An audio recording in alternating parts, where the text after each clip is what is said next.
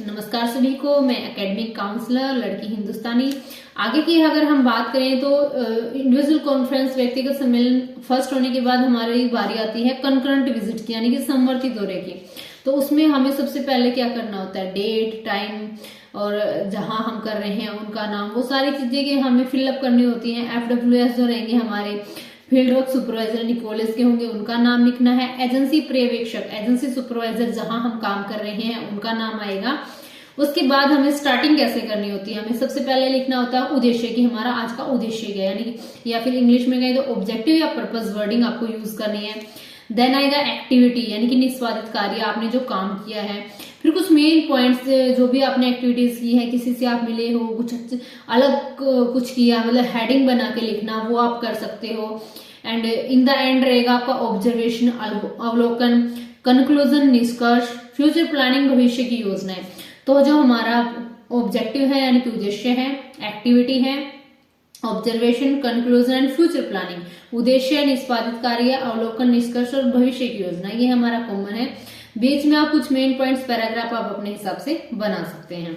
तो ये तो थी हमारी कंकरेंट विजिट। फिर उसके बाद अगर हम बात करें इंडिविजुअल कॉन्फ्रेंसेस जो हमारी आगे की रहेंगी, उसमें क्या रहता है, उसमें वही चीजें हैं कि जो क्वेश्चंस और क्वेरीज आपके सामने आएंगी वो सारी उनसे पुटअप करना पूछनी है।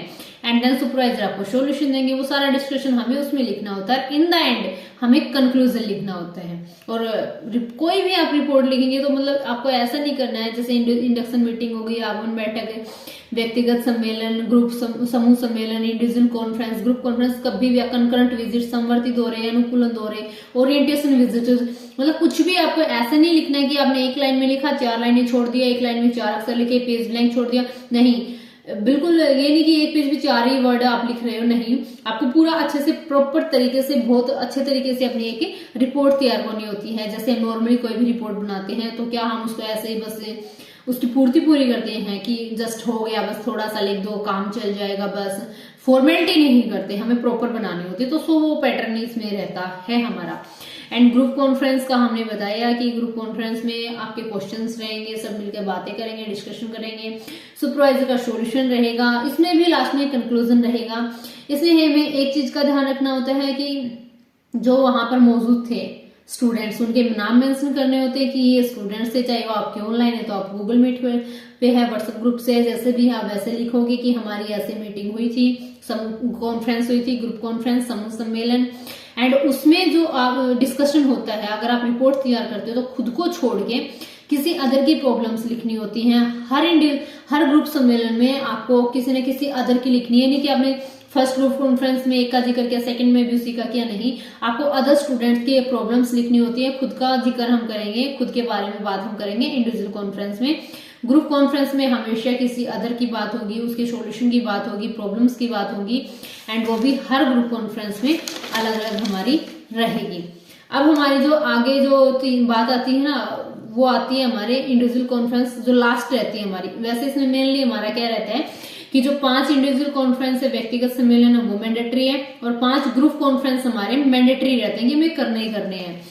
तो वो ग्रुप कॉन्फ्रेंस तो 5 ही होते हैं, पर व्यक्तिगत सम्मेलन, इंडिविजुअल कॉन्फ्रेंस हमारे 6 होते हैं।